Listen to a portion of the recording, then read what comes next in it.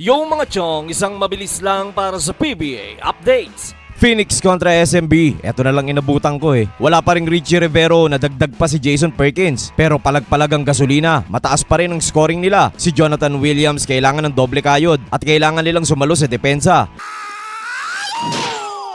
Matulis ang shooting ng Fuel Masters. Banat si Santos, banat si Kentapin, maging si Evanelli may entry din. May katulisan din ang first quarter ni Benny Boatwright ng SMB. Nakailang butas din ito kahit pa sa 3. May long 2 mula kay Marshall Lassiter at payoyo galing kay Master Jericho. Ang veteranong pasensyoso may natatago pang ganito. Pero mas malupit ang atake ni CJ Perez. Mala ako laban sa lahat. Dinerecho ang bola, tumira kahit pa ang bantay 4. Muntik pa nga mag-5. Yun nga lang sa score, dehado sila. 30-23, Phoenix. Sa ikalawang kanto, andyan pa rin si Master Jericho at sa pagpuntos nananakbo. Di yan kumpleto kung walang Don Trollano. Babanat din ng ka-Adamson para combo. Nakitrio pa nga dyan si Rodney Brondial. Habang si Mang Benny pagpasok ang bilis magparamdam. Umatake sa kanan, bumanda at naka-end 1. Pero sa 6 na minuto, gasolina pa rin ang lamang. Si Brian Santos mainit na sa 3. Taas na ng kumpiyansa tumira kasama ng kanyang lisensya. Pero tinatapatan niya ng SMB. Umisa din sa linya na yan si Jericho Cruz. Sabay banat din si Benny Boatwright para hawakan ng 5 kalamangan. Dumagdag pa si CJ Perez pero pinalagan sila ni Kentapin. Kumaliwa sa 3 para sila'y makadikit pero di sila nakalampas sa first half. Lamang ang SMB 56-51. Gawa ng combo nila Master Jericho at Don Trollano. Sa bungad ng ikatlong kanto, it's Miller time. In fairness, maaga pinasok ang palatandaan. Si Tyler Tio may tira din sa 3 hanggang silang dalawa naman ang nagpalitan. Technical muna sila pareho. Si Jonathan Williams nagsemi-araro kay Benny Boatwright. Hindi niya strong side pero strong pa rin ang resulta. Pero may bawi naman si Mang Benny. Kambal na fadeaway shot. 2 beses ginawa, iisa ang resulta. After ng pakikipag-ambahan ng uncle ng bayan, sinundan niya ito sa skoran. Sa malayo parang mas lalong ginanahan. Follow up ang kakampi, pero ang lagay daw kayo lang. Sa 3, it's Miller time daw ulit. Aktibo pa rin si Jericho Cruz habang si Mang Benny trumenta na. Piso-piso lang, ayos na para sa serbesa. Sumasagot dyan si J. Will, pero mas mainit si Master Jericho. Nakapag-flex na nga ito. Sa gitna may sasabay, bahala na kayo. Abante pa rin ang SMB, 85-82. Sa huling kanto, sali naman daw si Super Marcio. Bumitaw sa 3, may kasama pang free throw. Si Junmar Pardo naman tamang suporta lang ngayon. Kukuha ng rebound, sabay hanap ng papasahan, then si Mang Benny na ang bahala dyan. Nag-aalahoy si Jericho Rosales habang kuma-classic basic si J. Will. Alanganing teardrop o alanganing hookshot. Si Brian Santos pahinga muna pero kota na. Naka 17 points sa 3, naka 5. Si Mang Benny naman hindi pa. Eto nga sumasalpak pa. Nakakaluwag-luwag na ang SMB dito pero ang Phoenix ayaw pang sumuko. Ang panghabol nila ang tira sa malayo. Kaso may pangontra ang serbesa. Si Junmar Pardo titira na sa 3 para pang diinan na. Naipasok na kanina ang palatandaan kaya siya na muna. So alam mo na. At yun na nga, panalo ang SMB. Best player of the game si Jericho Cruz na may humble na 20 points, 3 rebounds at 3 assists. Nice game para sa Beerman. Natansya ng iba na naglaro na okay lang matalo na okay lang din na manalo. Si Junmar nga nangaharot lang pero madiin naman ang nilaro ni Master Jericho. Talagang sa bola ng ikipagbunuan. Partida nakapikit pa yan.